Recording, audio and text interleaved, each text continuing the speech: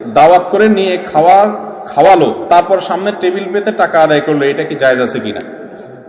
এটা হলো ভাই ভদ্র ভাষায় ডাকাতি করা। এটার নাম ভদ্র ভাষায় কি করা? ডাকাতি করার সময় একটা অস্ত্র হাতে রাখে, আর এখানে ডাকাতি করার সময় একটা টেবিল চেয়ার কিছু পান সুপারি সামনে রাখে। পার্থক্য এটা, ডাকাতের হাতে এক জিনিস থাকে, এখানে আরেক জিনিস থাকে, জিনিস একই। আরে ভাই, হোটেলেও তো খাওয়ার পরে যাওয়ার সময় বলে বিল কত হয়েছে, আর এখানে ঢুকার সময়ই বলে আগে দেন তারপরে ঢুকেন। ঠিক না ঠিক? এটা খুব নির্লজ্জ একটা কালচার। যুবকরা যারা বিয়ে করেন নাই, আপনারা প্রতিজ্ঞা করেন আমাদের বিয়েতে এই সমস্ত এই ভিক্ষার টেবিল নিয়ে বসতে দেব না।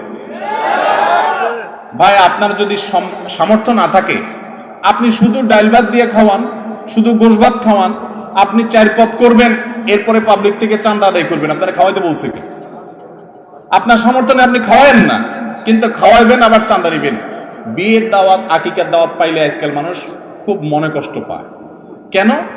কারণ ফ্যামিলির 4 জন মিলে 4 পাশা 20, 2000 টাকা হয়তো খাবে বড় জোর, কিন্তু দিতে হবে 5000 টাকা, তাহলে 3000 লস। এটা উচিত না ভাই। এই নির্লজ্জতা দুনিয়ার কোন দেশে আছে কিনা? আমাদের দেশে আছে। যুবকরা এই সমাজের ত্রুটি